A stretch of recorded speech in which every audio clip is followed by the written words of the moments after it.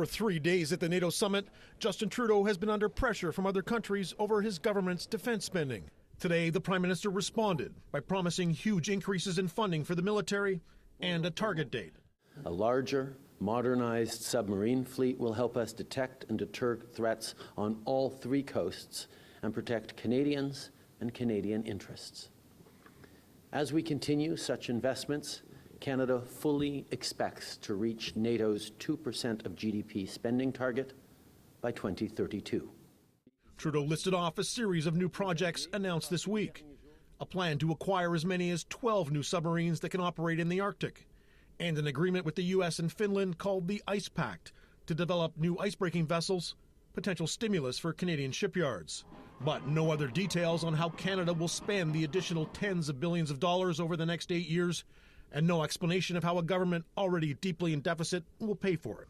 Trudeau insisted that NATO's spending metric isn't a good gauge of a country's contribution to global defense. We continually step up and punch above our weight, something that isn't always reflected in the crass mathematical calculation that certain people turn to very quickly, which is why we've always questioned the 2% as the be-all and end-all of evaluating contributions to NATO.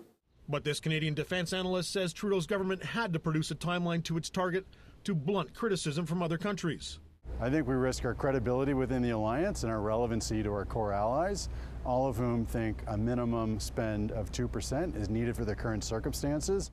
The UK is among those allies outspending Canada on defense. Today, Trudeau met with its new Prime Minister, Keir Starmer. He also spoke with the leaders of Estonia and Latvia, where Canadian troops are stationed as part of a NATO mission to deter Russia from expanding its attack on Ukraine into the Baltics.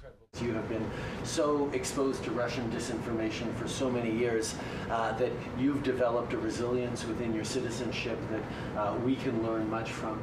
NATO leaders leave Washington reaffirming their support for Ukraine and its war with Russia, but that resolve may not be as strong when they meet next year, with European politics tilting towards the right and Donald Trump, who has expressed doubts about the defense alliance, favored to win back the White House.